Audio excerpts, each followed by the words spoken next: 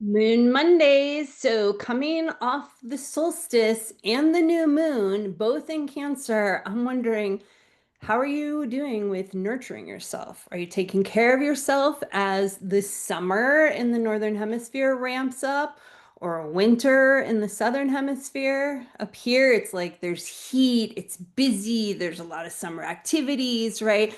How are you doing with all of this? And this Libra first quarter moon coming this week adds to those energies, being cardinal signs, plus Venus is changing signs, Neptune stationing retrograde. If you're newer to astrology, it's not just Mercury who does that. So I'm Sheridan, your astro life coach, here to guide you with woman-centered astrology insights so you can align with the cosmic rhythms to create your life of clarity, confidence, and purpose. So tonight, Monday, have a look outside if you can and see that the moon will be near Mars, which is also near Regulus, the heart of the Lion constellation. So Mars is in Virgo. We have Virgo moon. There's all this kind of like druid, sage, kind of spiritual leader, guide type of energy to what's happening with Mars, our divine masculine, near the heart of the lion, the heart of our self-love. And it aligns really nicely with all of this cardinal Cancer, now Libra energy coming in as well. So we have this waxing first quarter moon, the half moon in Libra on Wednesday.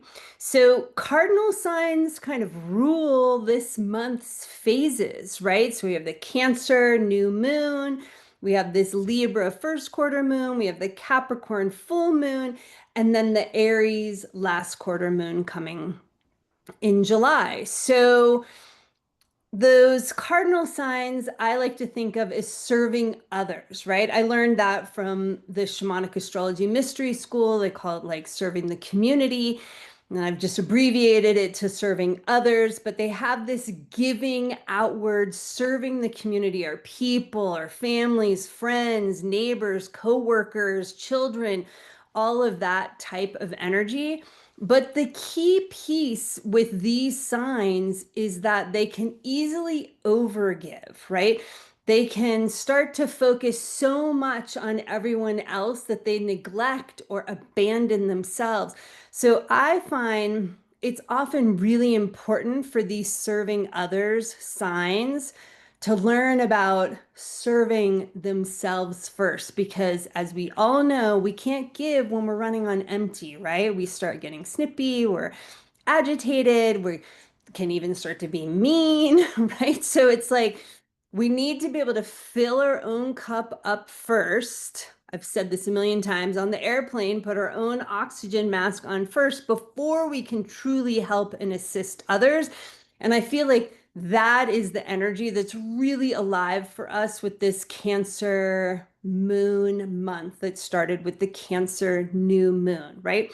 So, how are you taking care of yourself, connecting yourself to this Cancer new moon month? So now our next cardinal sign coming is Libra with this half moon. So Libra is an energy that serves others, serves the community through having personal one-on-one relationships, connecting individually with people, because Libra, an air sign, wants to increase its awareness and understanding of things. And it does that through personal relationships, right? So its focus is on learning about itself through the mirror reflections that others provide for us, right? So a lot of times Libra does a lot of comparing itself to others. And the secret with Libra, like all of these serving other signs, is to find its center, its own balance point, its own inner harmony, so that it can sort of filter through those mirror reflections like, oh, that's projection because that's not really me, or oh, wow, this is a really great like reflection of who I am because I know and I feel this within myself, right? So these can be these things that we sort of look outside of ourselves to find, like we think that we're not, or We're envious of others who are, right? This can all fall under this Libra category, but the truth is, we're really all the things. So anything I see in someone else that I feel like I don't have, I really do have somewhere. I just need to tune into it, reclaim it, re-own it, and like start taking action on this being my true true reality. So, one of the ways this has really shown up for me is my South Node is in Libra. And I was always worried what others were thinking of me, constantly comparing myself to others, right? That's kind of my where I come from, the place I'm learning and healing and projecting myself forward, right? The nodes have that kind of destiny where we're moving towards, but we're taking that South Node with us in the wake, like behind a boat. And so, like I said, those, you know, qualities I was admiring in others or comparing myself to, I finally started to own them myself. And menopause is a great helper in just removing those filters that make you like worry what everyone else is thinking about you. So if you're not to menopause yet, trust me, it's coming, and you get to a place of like, I just don't really care anymore. I don't want to spend energy on being anything other than myself. So, this month, my point being, all those energies are really up, those archetypal energies to support us, that serving others, but that whoop, kind of boomerang effect of like, ooh, how much am I giving out and focusing externally when I need to fill my cup and rejuvenate and connect back in with myself so that I am a better giver and I can show up better for my people? Lastly, Venus is entering Gemini and Neptune is stationing retrograde on Friday for at least my time here in Mountain Time. So we have the divine feminine. Our feminine expression is moving into a different pie piece on the wheel. And now it's into Gemini, which is mental, thinking, awareness, has a lot of curiosity, wants to explore things, wants to learn, figure things out. So you may feel some emphasis, some energy on that, your feminine expression getting a little bit more curious, right? Noticing what are you feeling curious about and letting yourself explore that.